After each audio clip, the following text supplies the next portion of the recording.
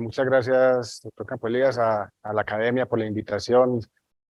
Soy muy honrado por haberme tenido en cuenta para darles esta pequeña charla. El objetivo, como me dijo el doctor Campo Elías, era una charla como ilustrativa de qué es lo que estamos haciendo actualmente en cirugía de columna en la ciudad y hacer un paralelo con lo que se hacía antes y ver cómo en estos últimos 25 años eso es un mundo completamente diferente al que nos tocó cuando éramos estudiantes, internos y residentes.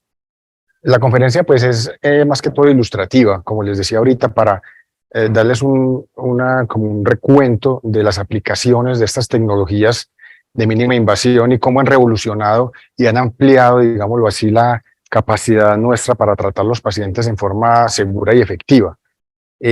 Como decía en el hospital, pues nosotros empezamos esta cirugía gracias a nuestros profesores. Esto hay que agradecerlo siempre, a mi padre, al doctor Ramiro, al doctor Escandón, y me faltan algunos más que desde época de estudiantes, cuando nos gustaba pues la neurocirugía, ellos siempre nos motivaron y los llevamos pues en nuestro corazón y sabemos que gracias a ellos estamos aquí parados. El Hospital de Caldas, por allá cuando éramos estudiantes, pues era esta gran institución, que todos nos acordamos de ella. Y en ese entonces éramos estudiantes y posteriormente internos. Bueno, rápidamente digamos que nosotros empezamos a hacer cirugía de mínima invasión, el concepto de cirugía con menor daño por allá en el 2008, y todo comenzó con el Hospital Santa Sofía, cuando empezamos a hacer algunas cirugías de vía posterior. En ese entonces la tecnología no es la que hay ahora y nuestro entrenamiento apenas comenzaba y eran cirugías muy largas y los anestesiólogos nos decían, van a hacer una cirugía mínimamente invasiva, pero máximamente de máxima duración. Entonces máximamente demorada. Entonces nosotros pues a manera jocosa nos reíamos, pero en realidad eso está descrito. La curva de aprendizaje en los mejores centros siempre es la misma. A los casos iniciales son extremadamente largos hasta llegar pues a una experticia en que verdaderamente se ven los beneficios de hacer cirugía mínimamente invasiva, como por ejemplo estos casos como esta fractura que antes no se podía hacer si no era abierta, un paciente con un politrauma, una lesión severísima, y ahora se hace a través de unas pequeñas incisiones como se ve abajo. Por ahí se pasan las barras, los tornillos, un sangrado de más de 100, 120 centímetros cúbicos. Es una cirugía prácticamente de control de daño. Estas son reconstrucciones reales de pacientes de nosotros, son cirugías que pueden durar aproximadamente 40, 45 minutos y que en otras épocas eran cirugías de 3, 4 horas con un paciente que salía colapsado. Digamos que hay que definir rápidamente qué es mínima invasión, porque eso no es mínima invasión no significa herida pequeña. Eso es un conjunto de actividades que se puede agrupar de la siguiente manera. Algunos piensan que es una tecnología o una técnica. Cuando empezó decían que era un producto comercial, decían no, son los abordajes únicamente. Algunos decían eso es la industria la que está metiéndose ahí. Pero en realidad lo que la cirugía de mínima invasión es una filosofía en la cual a través de incisiones grandes o medianas o pequeñas pretendemos hacer una cirugía con mucho menor daño para el paciente, pero que tenga los mismos o mejores resultados que la cirugía abierta. Si eso no se cumple, no es una cirugía de mínima invasión. Entonces, es una filosofía, como les digo, del cirujano, comenzar a pensar diferente en que el daño de los tejidos secundarios es igual de grave que la lesión primaria del paciente. Entonces, la cirugía de mínima invasión es una filosofía que nosotros hemos intentado desarrollar en los últimos 15 años.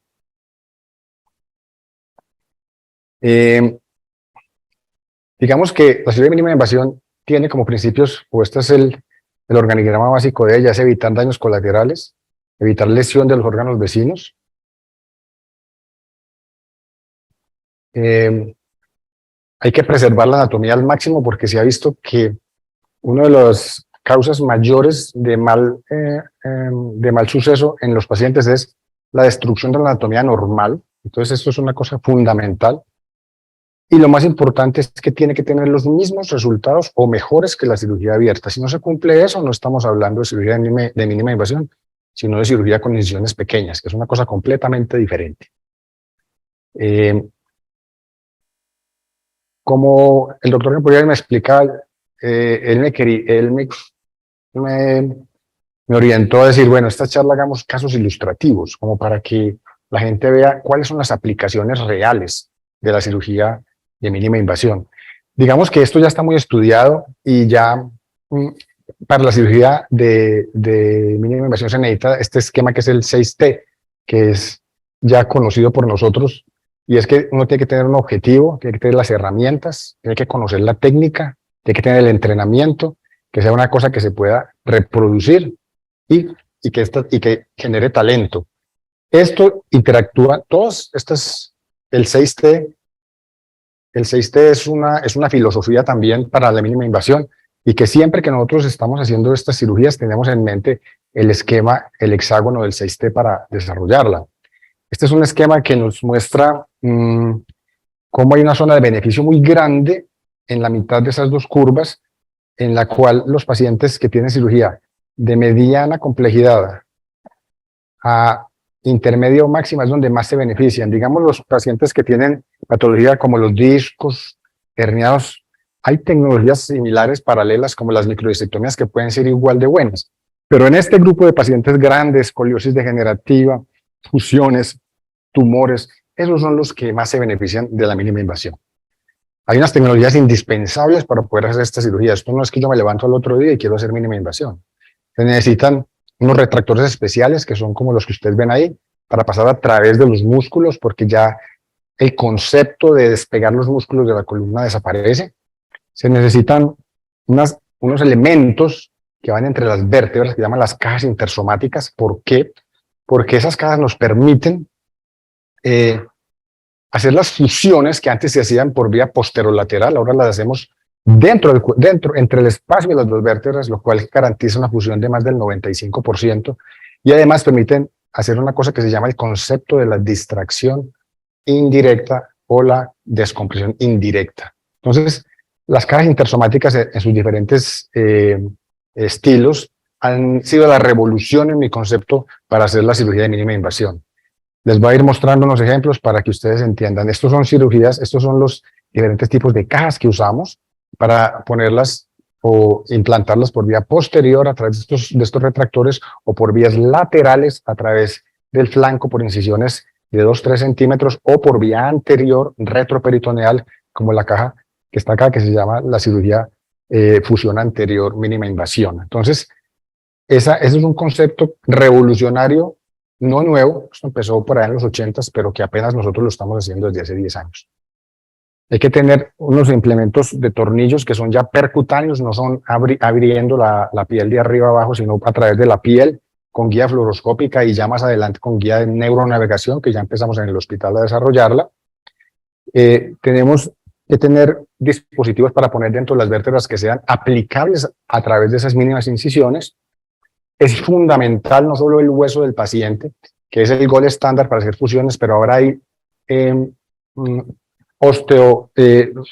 mecanismos de osteobiología que permiten hacer fusiones de más del 90-95% de éxito, bien sea con proteína ósea morfogenética o con matriz ósea desmineralizada con procesos especiales. Lo otro es que casi toda esta cirugía se hace con magnificación, con lupas, microscopio. Es una cirugía que no se hace pues a ojo desnudo. Y ahora, pues lo que se va a ver y lo que ya viene en camino son la robótica, la navegación, la realidad aumentada, que ya es una realidad entre nosotros. La anatomía diferente, por donde hacemos los abordajes. Nosotros antes en la columna siempre se decía que se abordaba por vía posterior o en algunos casos por vía anterior en columna cervical. Ahora nosotros tenemos la posibilidad de abordar la columna por vía anterior, lateral, por vía posterior y todo con estas mismas técnicas. Cada uno tiene su indicación y su ventaja diferente. Entonces, para el cirujano de columna actual, no es ningún misterio abordar la columna por vía anterior, anterolateral y posterior. Eso es lo que estamos haciendo en este momento. ¿Cuáles son las ventajas demostradas de la mínima invasión? Está demostrado en múltiples estudios, metaanálisis, etcétera, la pérdida de sangre, que es mucho menor. La infección definitivamente, la tasa de infección de invasión es del 0,8%. Nosotros tenemos una serie ya grande de cirugía posterolateral de difusión intersomática con una infección de menos del 0,8. La hospitalización definitivamente es menor, tienen menos dolor los pacientes, aunque eso duele, generalmente las incapacidades son más cortas, es un paciente que generalmente se reintegra a la sociedad mucho más rápido con estas cirugías. Estos son unos autores que estudian bastante el tema y definitivamente en el metaanálisis salen que la cirugía de mínima invasión es una alternativa real para los pacientes, no es una opción terapéutica, sino que se va a volver una alternativa real. Digamos, en la cirugía abierta esto es lo que hacíamos nosotros, hacíamos una exposición de toda la columna, eso pues generaba un trauma quirúrgico impresionante, sangrado, destrucción de los músculos paravertebrales, de toda esta inervación que llegaba acá se dañaba. Pero ahora con estos tubos, a través de estos pequeñas corredores quirúrgicos, respetamos todos estos músculos que se han demostrado que son fundamentales, lo que son el paraespinal, el iliocostal y el multífido, son músculos fundamentales en el buen pronóstico funcional y de dolor de los pacientes. Y a través de estos corredores, que son estos músculos, hacemos los abordajes por vía posterior. De manera que cambiamos esto por un tubo. Ya estas laminectomías ya no existen en nuestra escuela, en nuestro hospital. Ya hacemos todo a través de esto, cuando es vía posterior, a través de los tubos, por los planos musculares anatómicos. Ya la laminectomía prácticamente nosotros la tenemos proscrita en nuestro servicio, lo que es la cirugía de laminectomía. Esto era la cirugía que nos enseñaron, esas incisiones, cómo disecábamos los paravertebrales hasta llegar a ver a las espinosas para hacer una fusión, y ahora todo lo hacemos por un tubo como estos. Eso es un tubo de 22 milímetros, por ahí veo la raíz, veo el saco dural, veo el disco, no necesito más, no necesito ver nada más, necesito ver dónde está el problema y hacer la descompresión. Esto contra esto o esta incisión, con los mismos resultados o mejores. Vamos a hacer unos casos ilustrativos. Estos son casos de la vida de nuestra casuística del día a día. Este es el caso clínico típico, que es el canal lumbar estrecho, que tiene el paciente con una claudicación, un dolor radicular.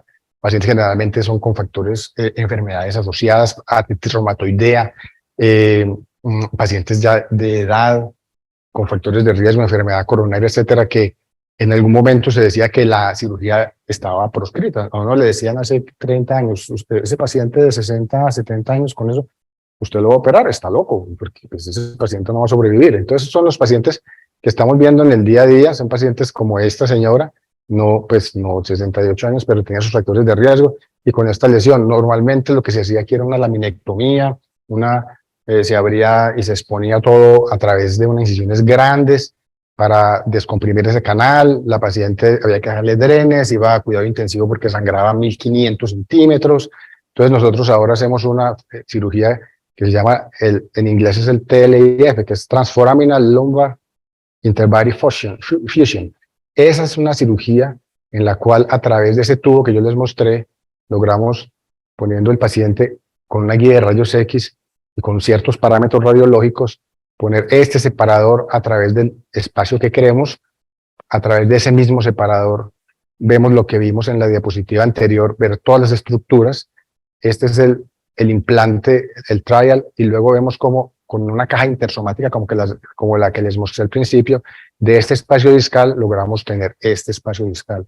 O sea, hacemos descompresión directa, y al poner esta caja es una descompresión contralateral a través de esta visión. Eso es lo que estamos haciendo ahora. Estos son procedimientos reales, son pacientes que ya llevan un seguimiento largo, son procedimientos de 170 minutos, ahora es un poco menos, sangran 80, 100 centímetros, no van a la UCI, no tenemos ninguna transfusión en TILIF hasta el momento, más de 200 casos, ningún paciente. Bueno, hay 2 transfusiones, un paciente anticoagulado que hizo un hematoma por una anticoagulación en todo el dorso y hubo que ponerle sangre, pero fue porque se le reinició muy rápido la anticoagulación, pero no por el procedimiento en sí, sino por una complicación. Esta es la visión intraoperatoria, esta es la visión con rayos X, este es el resultado final, este es por donde se hacen las incisiones. Este paciente, cuando esta es una diapositiva vieja porque fue para otra presentación, hacemos estudios siempre con radiografía panorámica para ver los parámetros espinopélicos del paciente, cómo quedó corregido. Es una paciente que, una visual análoga que estaba en 10, ahora está en 2,3 y tiene analgésicos ocasionales. Rápidamente, otro caso similar, pacientes lo mismo, mayores de 60 años, generalmente con factores de riesgo como diabetes, hipertensión, con este tipo de patología, con estenosis del foramen, con hipertrofia de la faceta, que no mejoran con nada. ¿Qué hacemos nosotros? La misma cirugía que vimos ahorita, que es una fusión transforaminal, L4, L5. Este es más o menos qué es lo que se hace. Se quita una parte de la columna pequeñita que se llama la faceta superior. Esa es la única que quitamos. Ponemos ese implante en este sitio y ese es más o menos un pedacito del video que les voy a mostrar. Esa es la cirugía real, como con un electro de asa larga hacemos el corte del músculo, lo separamos. Aquí vemos pues abajo cómo estamos implantando la caja. Generalmente no hacemos más, esto es todo lo que necesita uno ver, no necesita ver más.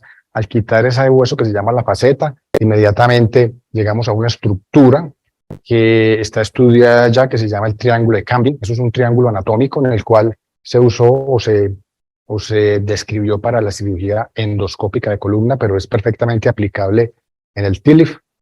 Nosotros hacemos todo esto con osteótomo, ¿para qué? Para que ese hueso lo guardemos y lo sirva de implante en la parte intervertebral donde vamos a meter esta prótesis y usamos el hueso del paciente, que hay estudios ya muy grandes que ese huesito que se ve muy feo, que se ve osteoporótico, tiene mejor capacidad osteogénica que cualquier matriz ósea. Entonces, antes hacíamos esto con un motor y fresábamos todo eso y perdíamos el hueso. Ahora este hueso lo recuperamos con paciencia, siempre es con microscopio, hay gente que lo hace con lupas, pero nos parece que la profundidad de campo y la iluminación con el microscopio es superior.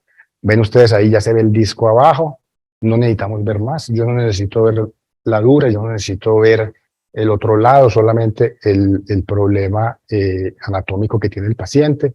Esa es la coagulación, se hace la disectomía a través de... Aquí está la dura, aquí está la raíz que baja y aquí está el plato, el end plate. Ese se llama el triángulo de Campbell. Eso es una zona completamente segura, por ahí se puede meter un implante, se puede hacer coagulación, no vas a lesionar ninguna raíz, no vas a hacer ningún daño. Asociado a esto, hay pacientes que cuando tienen factores de riesgo como espondilolistesis o anatómicamente en el cálculo vemos que hay un espacio muy estrecho, usamos neuromonitoreo intraoperatorio. Eso es una tecnología que venimos usando hace más de 10 años, en la cual en tiempo real estamos pendientes del estado de las raíces que estamos interviniendo, la raíz superior, la raíz inferior, para darnos cuenta y detectar en el momento, en tiempo real, si estamos haciendo alguna presión indebida o quedó una descompresión insuficiente. Entonces el monitoreo, ya tenemos un equipo conformado, neuroanestesiólogo ya y con amplia experiencia en neurofisiología, nos acompaña en casi todos los procedimientos, incluso de la médula o incluso en la cirugía de mapeo cerebral, ya lo estamos haciendo. Entonces, con el monitoreo nos da más tranquilidad porque a veces en reintervenciones o espondilolistesis los planos anatómicos no son tan claros y entonces toca tener alguna guía desde el punto de vista electrofisiológico. Ese es un trial, el espacio que queremos dejar. Noten ustedes que al poner un trial alto descomprimimos este foramen, pero también descomprimimos de cirugía. Con una laminectomía o con una fusión posterolateral es imposible hacer una descompresión contralateral, a no ser que hagamos una laminectomía del otro lado y entonces otro sangrado, otro tiempo quirúrgico. Entonces, a través de un puerto se hace una descompresión uniportal bilateral o la cirugía llamada over the top, que nosotros preferimos llamarla la cirugía uniportal bilateral. Entonces, pues es la manera pues de tratar estos pacientes. Es nuestra casuística más grande, son los pacientes de fusiones posterolaterales. Tenemos más de 250 casos en este momento realizados. Bueno, como el tiempo es breve, pues el video falta que muestra cuando implantamos la caja intersomática, pero voy a seguir adelante para ver otros casos ilustrativos. Ahí estamos poniendo los injertos, como les decía, esos son los chips óseos procedentes de la faceta para garantizar una fusión ósea adecuada. les voy a mostrar técnicas. Bueno, esa es la caja. Bueno, es bueno que alcancemos a verla. Es una caja que es diferentes dimensiones, de 22, 26, 32 milímetros de largo y de alturas 8, 10, 12. Y generalmente se implanta a través de ese triángulo de seguridad. Y eso consigue pues el objetivo quirúrgico de descompresión, estabilización, alineamiento de la columna por una sola vía. Este es el resultado del paciente. Ustedes ven las heridas por donde se le hace. Es un paciente que queda estable, descomprimido, cirugía mínima invasión. ¿Qué decir de los tumores? Pues los pacientes de tumores son muy especiales. ¿Por qué? Porque son pacientes extremadamente frágiles. Entonces, nosotros creemos que la cirugía de tumores o de cáncer en columna, benignos, tumores benignos y malignos, no hablemos solo de cáncer. El paciente tiene una sola oportunidad de quedar bien, y es en la primera cirugía. Ya después vienen las complicaciones y vienen las morbilidades. Entonces, la mínima invasión es una tecnología especialmente útil para tratar pacientes de cáncer, bien sea para cirugía curativa o paliativa. ¿Por qué? Porque muchos pacientes no se les podía ofrecer nada debido a que las cirugías eran demasiado grandes para un paciente con esa fragilidad. Con estas técnicas nosotros podemos hacer infinidad de soluciones y aunque sea paliativa, pues el paciente mejora enormemente su calidad de vida final. Está demostrado, muestran sus ventajas. Hay muchos artículos. Este es un caso pues que ilustrativo. Vamos a mirar. Es un hombre de 50 años que tenía una lesión metastásica dorsal media. Voy a mirar acá. Tenía esta lesión, una compresión epidural, una lesión paravertebral pequeña. El paciente comenzaba a tener déficit neurológico parcial con una lesión lítica. Probablemente en otras épocas era para hacer una laminectomía o hacer una vía anterior con una toracotomía en un paciente frágil con un cáncer inmunosuprimido que va para quimioterapia rápido. Entonces, ¿nosotros qué hacemos? Cuando hacemos vertebrectomía, la hacemos por vía posterior, muchas veces sin tocar la pleura. Quitamos la costilla, quitamos la transversa y a través de estos retractores tubulares con lupas hacemos la vertebrectomía. Y por ahí hacemos la descompresión, verificamos que el saco dural esté libre. Incluso aquí viene esta cureta como estábamos quitando el disco de abajo. Este es un abordaje que se llama de Wilce o paravertebral. Usamos un separador de Addison a un lado y al otro lado un tubo. El otro cirujano, el doctor Marina al otro lado, aquí me hago yo o viceversa. Y los dos hasta que nos encontramos en la mitad y hacemos la resección vertebral. No tocamos para nada la línea media, no quitamos estos elementos que son tan importantes en la estabilidad de la columna y no es necesario quitarlos. Este es el ejemplo del paciente, todo percutáneo, cómo implantamos ese cilindro por vía posterior. Estas son las incisiones, cómo quedaron. Esta es una reconstrucción de cómo queda la columna completamente estabilizada, reconstruida y descomprimida. El paciente queda listo para que empiece su tratamiento oncológico con una cirugía de mínima invasión. En 15 días puede empezar la radioterapia o la quimioterapia, porque generalmente las infecciones también son relativamente raras en estos pacientes. Estas son todos a mano alzada, más adelante las haremos bajo navegación, pero los tornillos quedan en nuestra experiencia en más del 90% en adecuada posición. Ahí está el cilindro de reemplazo, la descompresión adecuada del canal. Son pacientes que quedan listos para hacerles su tratamiento oncológico con una cirugía de mínima agresividad. Otro caso de tumores benignos, como este es el caso de una colega de 23 años, que tenía esta lesión, un dolor en el muslo, incapacidad para la flexión de la cadera, tenía una lesión grande dentro del psoas. Tal vez en alguna época este tipo de lesión se trataba con una lumbotomía, pues todos recordamos esa cirugía que era supremamente agresiva, con una incisión que iba desde la punta de la 12ª costilla hasta el ombligo. Todos acordamos cómo era ese posoperatorio. Esto lo hacemos con guía fluoroscópica y hacemos monitoreo a todo el plexo braquial, a todo el plexo lumbar, perdón, con monitoría en tiempo real. Y con microscopio hacemos esto. Este es el retractor tubular que usamos. Estos son los dilatadores. Microscopio instalado. A través de esto aquí se ve la lesión a extirpar a través del tubo. No necesitamos ver más, solamente algunas fibras del psoas y el músculo, y el tumor, no vemos nada más. ¿Qué era esto? Esto era antes una lumbotomía de lado a lado, 6 meses de dolor o más, quedan con una neuralgia por la denervación, o a veces hacían unas hernias en la pared que eran espantosas y dificilísimas de manejar, ahora ya se pone una incisión de 6 centímetros, con los mismos resultados. La paciente pues no la he vuelto a ver, pues ella terminó, debe estar haciendo residencias, esta chica, pero iba supremamente bien. En patología traumática también, eso ya está reevaluado, que todos aquí a nosotros nos tocó que la cirugía de columna de trauma era cirugía abierta, eran unos tornillos, o eran unos ganchos, o eran unos alambres, o eran unas barras espantosas, que eso se metía debajo de las láminas y eso podía producir complicaciones severas como fístulas del líquido cefalorraquídeo, metalosis, deformidad tardía, etcétera. Eso cambió mucho con la cirugía transpedicular, pero cambió aún más con los tornillos percutáneos. Ya una fractura hoy por hoy es muy raro que haya que hacerlo por vía abierta. Incluso si hay que hacer descompresión, lo hacemos por vía anterior, por mini toracotomías extrapleurales o por mini lumbotomías retroperitoneales. Hay literatura suficiente que avala que la cirugía MIS en cirugía de trauma es superior o igual a la cirugía abierta con mucho menos morbilidad. Hay un concepto muy importante que la aplicabilidad de la cirugía MIS es para quedarse y es el control de daño. Todos sabemos que el paciente politraumatizado es un paciente supremamente frágil por la infinidad y por la falla multiorgánica que puede desarrollar. Entonces, si yo tengo esto en la cabeza, pues qué mejor que una cirugía de mínima invasión. Por ejemplo, este era un caso de un paciente que se cayó de una construcción y llegó a la unidad de cuidado intensivo con una lesión neurológica parcial, con estas fracturas en espiral o fractura tipo C, una fractura supremamente grave.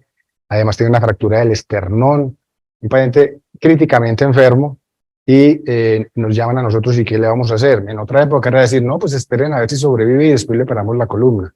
Este paciente lo llevamos a cirugía inmediatamente, a estabilizarlo con el concepto del control de daño, una cirugía percutánea, es una cirugía A4 con distracción. ¿Qué hicimos? Pusimos 8 tornillos percutáneos saltándonos las vértebras lesionadas. Esto es un tutor interno que le ponemos al paciente para que esto funcione mientras tanto.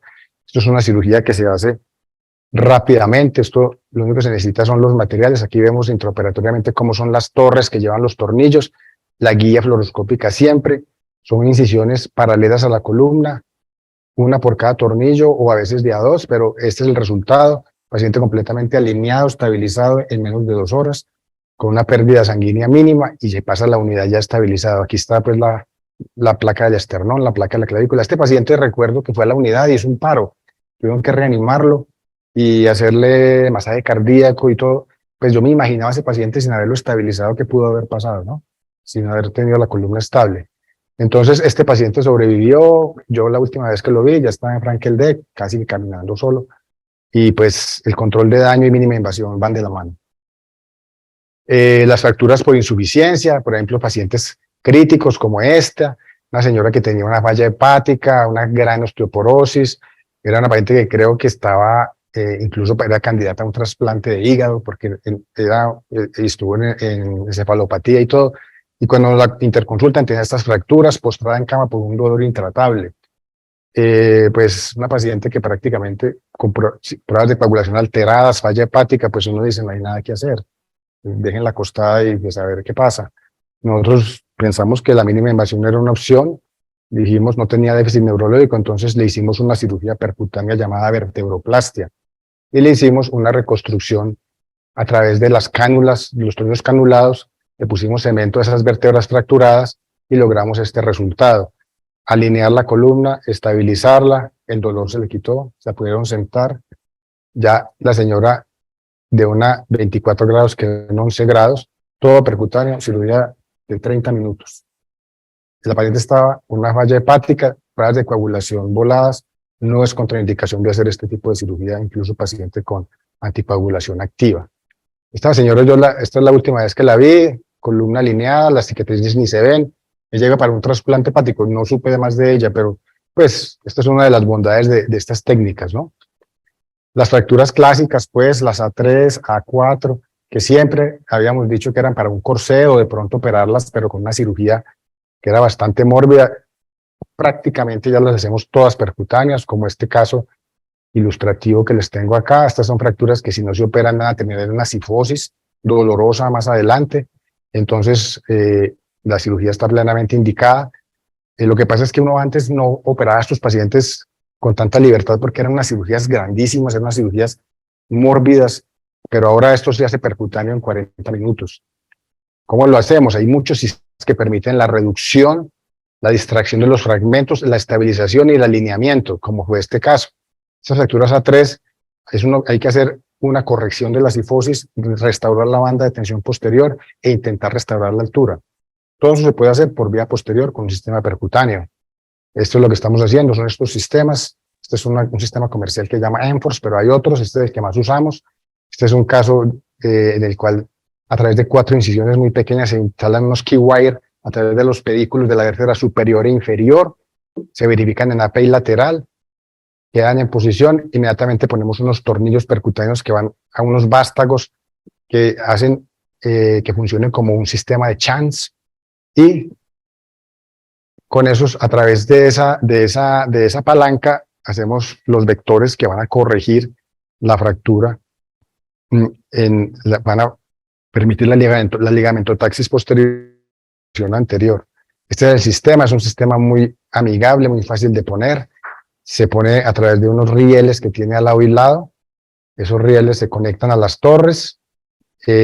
Una vez conectado, pues bajo visión fluoroscópica tenemos a través de estas manivelas la capacidad de dar compresión o distracción. Según la fluoroscopia vamos viendo cómo se va presentando, como por ejemplo aquí tenemos que dar distracción. Entonces nosotros simplemente cerramos el sistema y vamos verificando y vamos analizando la posición de los tornillos a medida que hacemos el cierre. Como ustedes ven, esta era la lesión, tenía una convergencia y después los tornillos quedan divergentes con una ganancia de altura de una pérdida del 60%, queda más o menos con un 20%.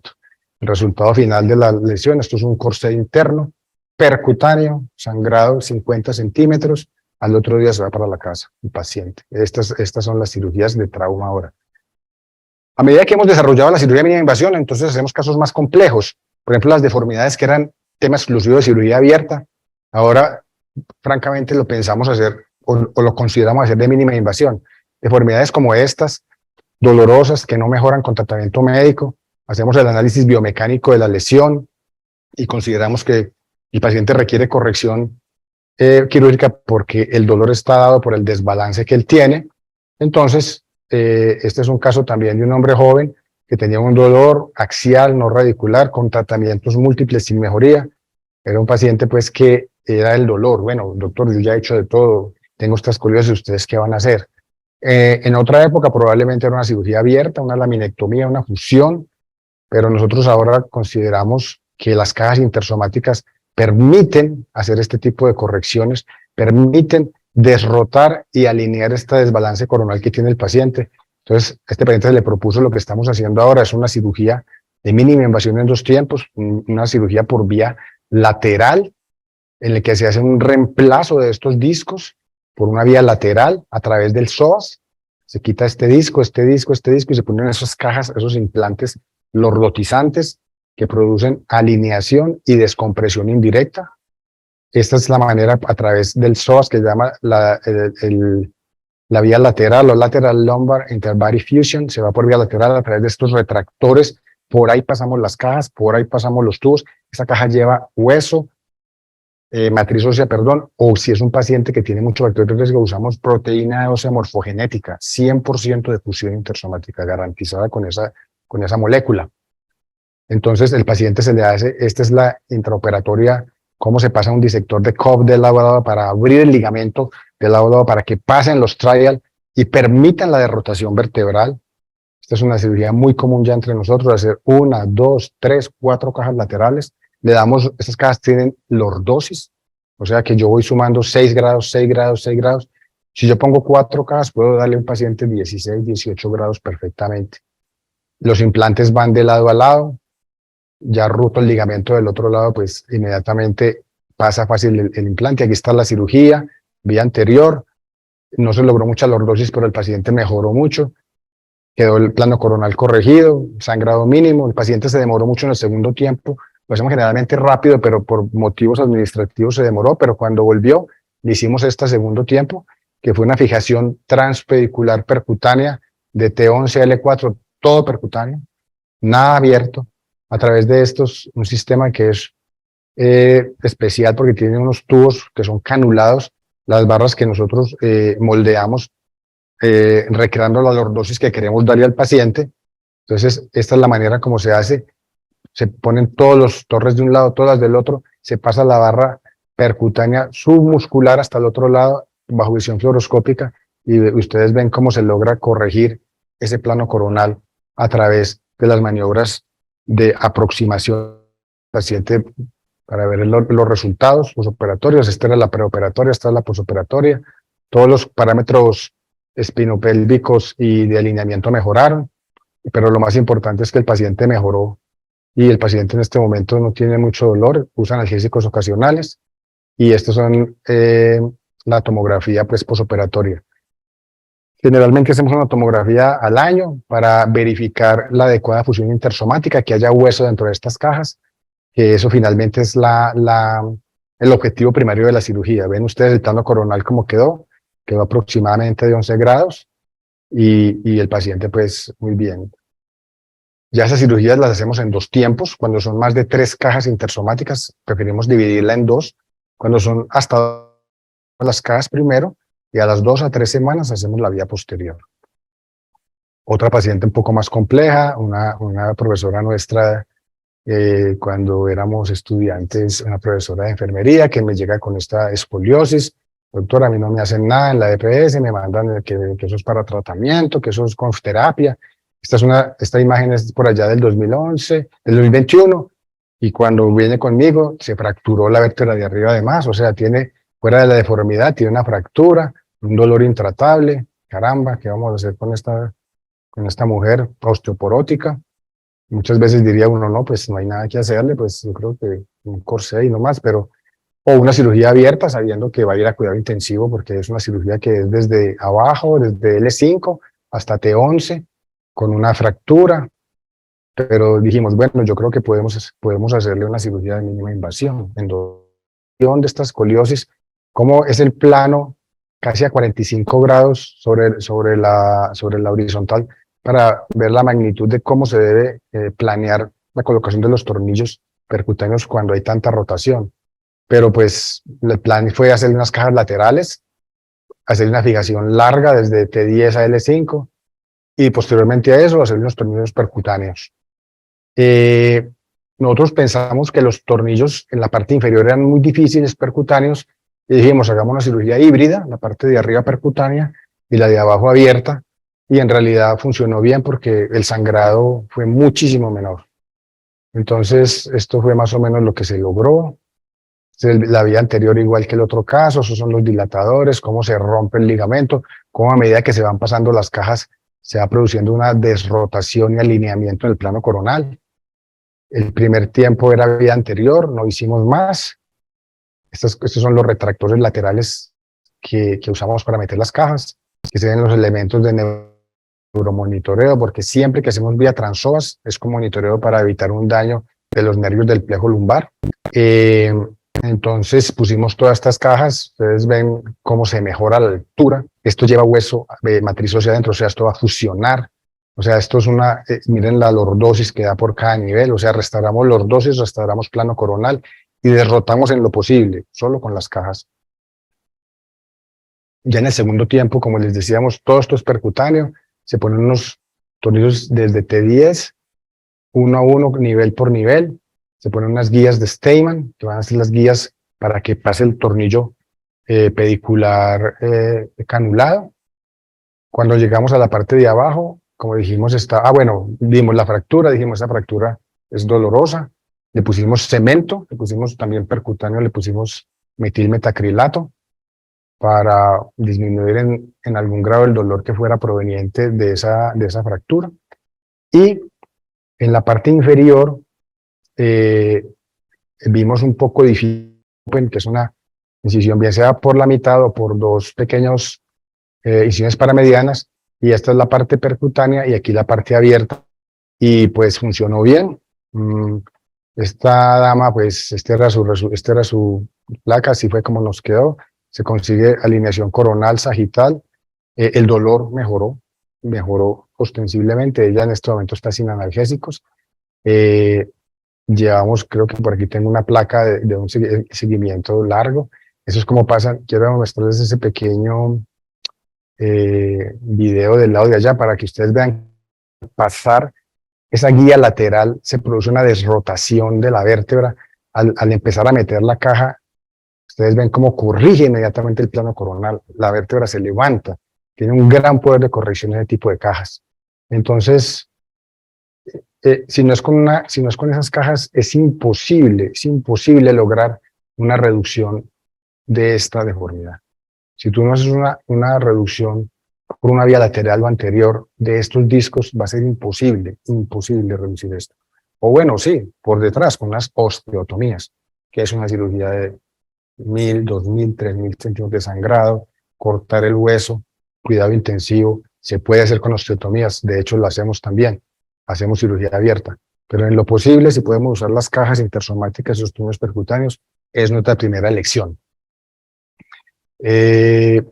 Yo creo que tal vez se va a mostrar algo más. Voy a mostrar el paso de los percutáneos, que siempre tenemos una técnica que es que al principio que el pedículo es un cilindro. Entonces con la mentalidad ortogonal, si ponemos una aguja que está a la entrada a las 9 y lo pasamos a las 3 de la tarde del reloj y lo pasamos hasta las 9 y vemos uno lateral, ya debemos estar a la entrada de la vértebra. Entonces esa percepción ortogonal que tenemos, ponemos los tornillos percutáneos en API lateral. Como les decía, nuestra índice de malposición de tornillos es muy bajo, es menos del 5%. Bueno, esta es entonces el resultado de la señora. Creo que aquí hay una placa. Esta es de 16 meses, no se han roto las barras, persiste el alineamiento. Este tornillito de pronto, este es un poquito de pull out, pero no, ella está perfectamente bien.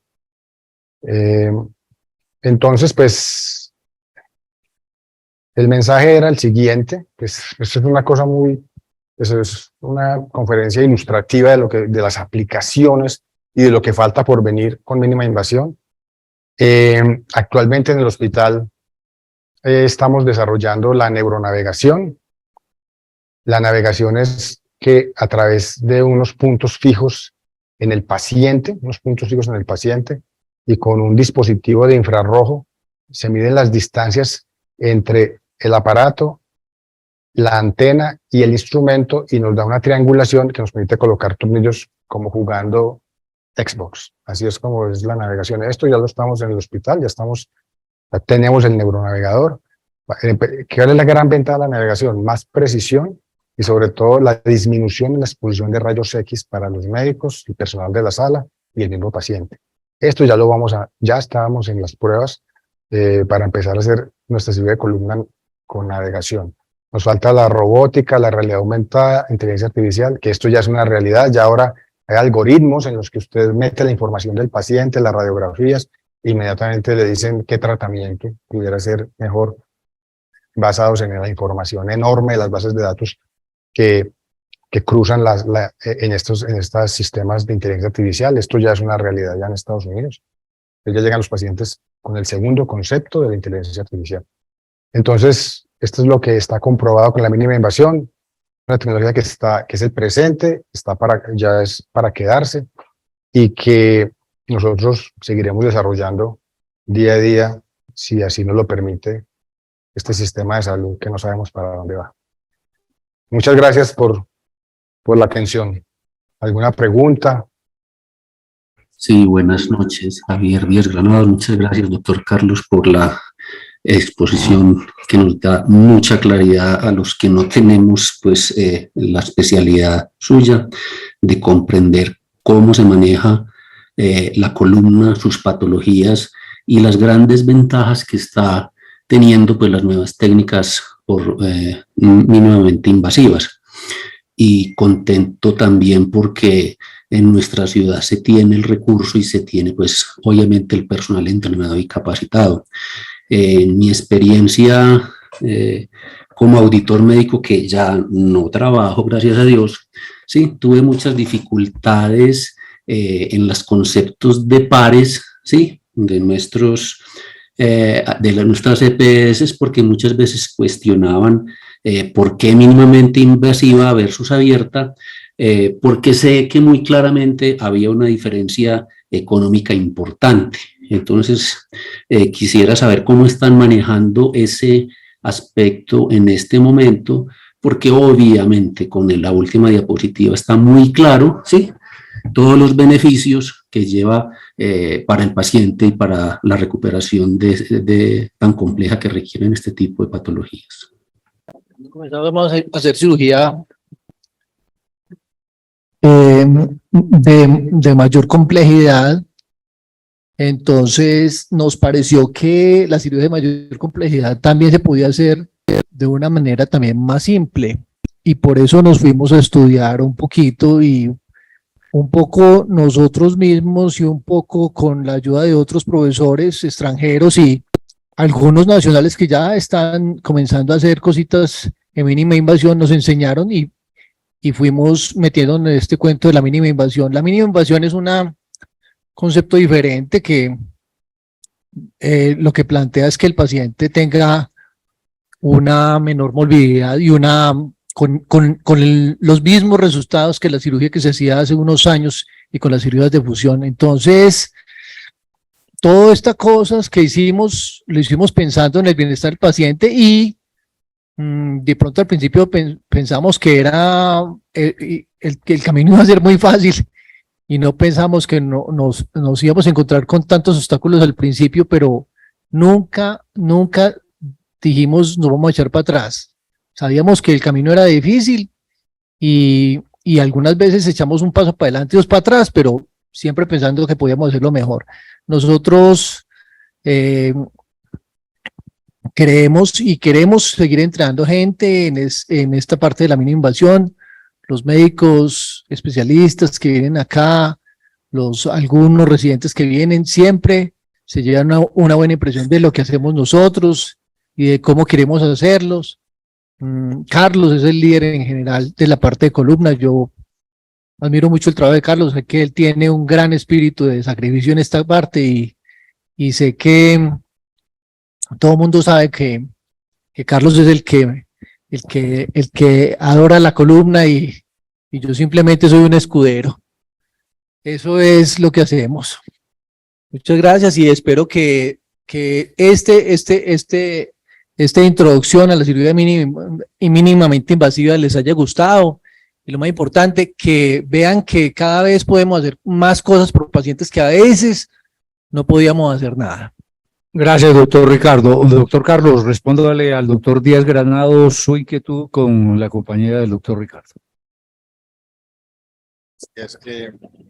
Doctor Javier, buenas noches. Pues tú lo has dicho, el desarrollo de estas técnicas no ha sido nada fácil, porque nosotros cuando las empezamos a implementar hace unos casi 15 años, pues el estándar del cuidado era la cirugía abierta de columna con sus complicaciones. Había una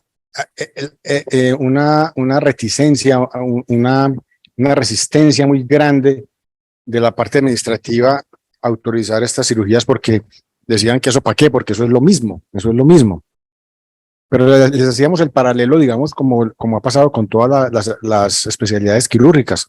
Como antes el estándar para una vesícula era una cirugía abierta, después vino un mini open y ahora es netamente laparoscópica, y como ya la laparoscopia casi que es el estándar en cirugía de vesícula y cirugía compleja. Entonces, pensando que la medicina va en ese camino, en cirugía de menos invasión, menos daño, pues se comenzó a insistir en que esto debía ser parte del armamentario común, no para personas o para pacientes especiales, sino para todos los pacientes. Entonces encontramos mucha resistencia al principio, y como decía el doctor Ricardo, pues también los resultados al principio no eran tan buenos como lo son ahora. Entonces daba pie para decir que no valía la pena seguir insistiendo en la mínima invasión. Pero se puede decir que actualmente casi todas las aseguradoras con las que nosotros trabajamos pues consideran que es pertinente que apliquemos estas técnicas y que se nos reconozca el valor de esas técnicas. Y como le digo, eso ha sido un proceso arduo, duro, de muchos años, pero hoy por hoy, pues raras veces o contadas excepciones, ningún paciente de nosotros se queda sin operar por mínima invasión debido a algún problema administrativo.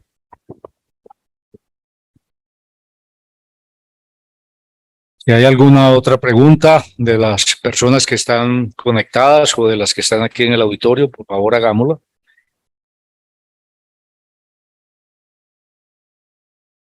Doctor Carlos Villegas, por favor, haga su comentario. Gracias, doctor Hernando. Pues yo realmente creo que lo acabo de escribir ahí en el chat. No sé si me están escuchando ahí. Sí. Pues realmente creo que este es un ejemplo, como otros que nos han presentado, de todos los avances que se tienen actualmente y lo que estamos haciendo en la ciudad. Y como lo coloqué ahí en el mensaje, pues impresionante lo que están haciendo, pero yo quiero resaltar por encima de todo eso la calidad humana del doctor Pardo y la calidad humana del doctor Ricardo Marín. Creo que son dos personas absolutamente sencillas, que yo creo que es lo más valioso, o sea, aparte de todo lo que están haciendo desde el punto de vista de su técnica, creo que ese compromiso y esa calidad humana de los dos creo que hace todavía mucho más significativo esto. Y obviamente pues a ustedes muchas gracias. A usted, doctor Carlos Villegas. ¿Alguien más quiere comentar? Bueno, en nombre de la Academia de Medicina, Doctor, levanté la la mano. doctora Claudia Jaramillo, por favor. Gracias, gracias. Buenas noches para todos, para todas, y en especial al doctor Carlos. Un saludo, pues, de verdad muy afectuoso. Agradecerle esta presentación sencilla, pero que nos ilustra de manera muy, muy clara todos estos avances y de verdad, Carlos, que un reconocimiento a tu trabajo. Y yo quiero decir que yo fui una de esas beneficiarias, lógicamente, hace algún tiempito, y yo creo que ahora pues hay mayores posibilidades para las personas y realmente uno se da cuenta de todos los beneficios y toda la mejora que hay, todo lo que aporta en la calidad de vida de las personas que podemos tener alguna de estas condiciones, porque realmente el dolor crónico es una cosa de verdad muy seria, muy dolorosa, ¿cierto? Y en este momento, Carlos, de verdad que reiterar ese reconocimiento y también a la memoria de tu querido padre, nuestro maestro. Muchísimas gracias por todo, Carlos. Doctora Claudia, muchas gracias. Doctor Bernardo, ¿usted va a hablar? Doctor Bernardo, ¿usted va a hablar? Sí. Gracias. Creo que esto es un cambio radical para nosotros los anestesiólogos. En aquella época que hacíamos columna con tu padre, con Ramiro, ¿no? Era todo un sufrimiento que comenzaba desde el momento de voltear el paciente, ¿no? En la cual no teníamos tampoco mucha experiencia. Y también las pérdidas sanguíneas que eran muy importantes, ¿no?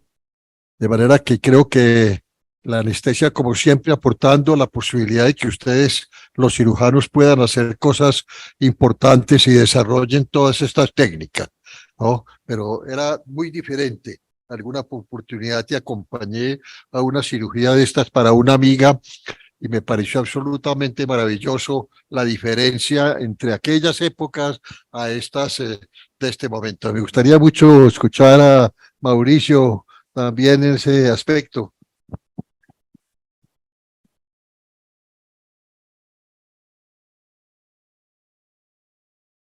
Sí, muchas gracias. Realmente, pues todos estos años que también he acompañado al equipo de cirugía con el grupo del primero en Santa Sofía y con el CES Hospital de Caldas, hemos visto pues la evolución y el desarrollo. Para nosotros también es generalmente pacientes difíciles, edad avanzada, muchas comorbilidades que van a estar un tiempo prolongado boca abajo. Entonces el cambio de la cirugía usual a la mínimamente invasiva ha representado también pues beneficios para los pacientes.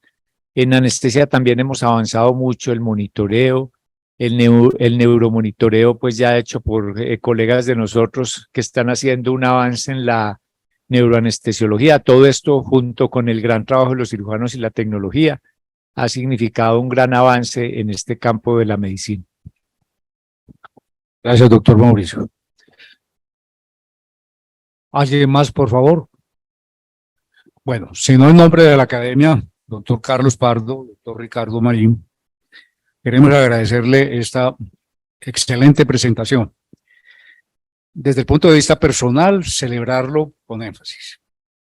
Anteriormente, cuando recién llegados aquí a Manizales, el grupo de ortopedia manejaba parte de la patología de columna, especialmente la patología traumática, y la corrección quirúrgica y no quirúrgica de algunas deformidades, especialmente las escoliosis y la cifosis. Con tu papá, maestro de maestros, con el doctor Escandón, especialmente con el cual tuve una gran amistad. Prácticamente me enseñó mucho a colocar la instrumentación de Harrington, el método de Luque que se utilizaba en esa época, y ver los avances que tenemos ahora con esa fijación interpedicular con métodos no tan invasivos, las técnicas MIPO que manejamos también en ortopedia y en diferentes especialidades, y celebrar que ya aquí entre nosotros podamos tener esa gran ventaja para pacientes, para familia, inclusive desde el punto de vista económico, de acuerdo, para las instituciones. Muy reconocido, doctor Carlos, muy reconocido, doctor, se nos fue, aquí está, doctor Ricardo, de acuerdo, y las puertas de la academia siempre estarán abiertas para ustedes, para lo que crean menester. Si no hay más comentario, entonces seguimos, señor secretario, ¿le parece con el orden del día? Claro que sí, muy amable. Gracias, señor secretario. Como sabemos que el doctor Hernán Darío está conectado, ha hecho un esfuerzo muy grande, porque en este momento está en el posoperatorio Asdrúbal, en el posoperatorio inmediato de su querida señora, en el hospital Diana, que esperamos que se mejore. Queremos entonces darle más bien a él la palabra para luego terminar la reunión con la parte administrativa, que yo quiero que sea muy breve porque definitivamente después de esta exposición tan importante, casi que la parte administrativa es secundaria. Doctor Hernán Darío Salazar. Bueno, si el doctor Hernán Darío no está disponible, entonces pasaremos, señor secretario, a seguir con el orden del día. Sí, estoy acá, doctor Hernán. Listo, doctor Hernán Darío. Queremos darle prioridad a usted con nuestro saludo muy respetuoso, especialmente a su querida esposa, Diana, que sabemos que está en el posoperatorio inmediato, y el esfuerzo tan importante que está haciendo usted para vincularse a esta reunión. Bien pueda, doctor Hernán Darío, haga su comentario habitual, las píldoras del doctor Hernán Darío Salazar. Muchas gracias a todos por los buenos deseos. Afortunadamente la cirugía fue muy exitosa y ya está aquí en la habitación, aquí en Oncólogos de Occidente. Este es un artículo muy corto sobre cómo responden a las preguntas médicas el ChatGPT y los médicos humanos. Es una comparación de las respuestas entre médicos e inteligencia artificial a unas preguntas que fueron publicadas en un foro público de redes sociales. Se evaluó el tipo de respuestas a consulta de los pacientes y las conclusiones tras el análisis de la respuesta por parte de un panel externo de profesionales de la salud que desconocía quién habría respondido qué cosa, es que el 79% de las veces las explicaciones del ChatGPT eran más empática y de mayor calidad. Punto clave, pregunta. ¿Puede un asistente de chatbot de inteligencia artificial proporcionar respuestas a las preguntas de los pacientes que sean de calidad y empatía comparables a la respuesta escrita por un médico? Respuesta. En este estudio transversal de 195 preguntas de pacientes extraídas al azar de un foro de redes sociales, un equipo de profesionales de la salud con licencia comparó las respuestas del médico y del chatbot. Se prefirieron las respuestas del chatbot a las respuestas de los médicos y se calificaron significativamente más alto, tanto en calidad como en empatía, la de las chatbots. Significado. Este resultado sugiere que los asistentes de inteligencia artificial pueden ayudar a redactar respuestas a las preguntas de los pacientes. Importancia. La rápida expansión de la atención médica virtual ha provocado un aumento en los mensajes de los pacientes junto con más trabajo y agotamiento entre los profesionales de la salud. Los asistentes de inteligencia artificial podrían potencialmente ayudar a crear respuestas a las preguntas de los pacientes al redactar respuestas que podrían ser revisadas por los médicos. El objetivo fue evaluar la capacidad de un asistente de chatbot de inteligencia artificial, que era el ChatGPT, lanzado en noviembre del 22, para brindar respuestas empáticas y de calidad a las preguntas de los pacientes. El diseño del estudio, el entorno y los participantes fue un estudio transversal. Se utilizó una base de datos pública no identificable de preguntas de un foro público de redes sociales que se llama AskDocs de Reddit para seleccionar al azar 195 intercambios en los que un médico verificado respondió a una pregunta pública. Las respuestas del chatbot se generaron ingresando la pregunta original en una nueva sesión. La pregunta original, junto con las respuestas anónimas y ordenadas aleatoriamente del médico y del chatbot, fueron evaluadas por triplicado por un equipo de profesionales de la salud autorizado. Los evaluadores eligieron qué respuesta fue mejor y juzgaron tanto la calidad de la información proporcionada como muy mala, mala, aceptable, buena o muy buena, y la empatía o el trato brindado al lado de la cama. No empática, poco empática, moderadamente empática, empática y muy empática. Los resultados se ordenaron en una escala de 1 a 5 y se compararon entre chatbot y médicos. Resultados. De las 195 preguntas y respuestas, los evaluadores prefirieron las respuestas del chatbot a las respuestas de los médicos en el 78.6% de las evaluaciones. Las respuestas medias de los médicos fueron significativamente más cortas que las respuestas del chatbot. La de los médicos tenían más o menos 62 palabras, la del chatbot tenía 245 palabras. Las respuestas de los chatbots se calificaron como de una calidad significativamente mayor que las respuestas de los médicos. La proporción de respuestas calificadas como de buena o muy buena calidad, por ejemplo, fue mayor para el chatbot que para los médicos. 78.5% para el chatbot, 72.3% para los médicos. Esto equivale a una prevalencia 3.6 veces mayor de respuestas de buena o muy buena calidad para el chatbot. También las respuestas del chat se calificaron significativamente más empáticas que las de los médicos. La proporción de respuestas empáticas o muy empáticas para el chatbot fue el 95%. En tanto, la de los médicos fue un 51.8%. Conclusión: en este estudio transversal, un chatbot genera respuestas empáticas y de calidad a las preguntas de los pacientes planteadas en un foro en línea. Se justifica entonces una mayor exploración de esta tecnología en entornos clínicos, como el uso del chatbot para redactar respuestas que luego los médicos puedan editar. Los ensayos aleatorizados pueden evaluar más a fondo si el uso de asistentes de inteligencia artificial puede mejorar la respuesta, reducir el agotamiento de los médicos y mejorar los resultados de los pacientes. Muchas gracias. Doctor Hernán Darío, si me envías a mi correo el artículo, te agradezco, muy amable, para publicarlo en la página web. Con mucho gusto. Gracias, doctor Hernán Darío. ¿Algún comentario adicional a este excelente píldora del doctor Hernán Darío? Hernán Darío, un saludo para ti, para tu señora, un abrazo y muchas gracias. Muchísimas gracias a todos.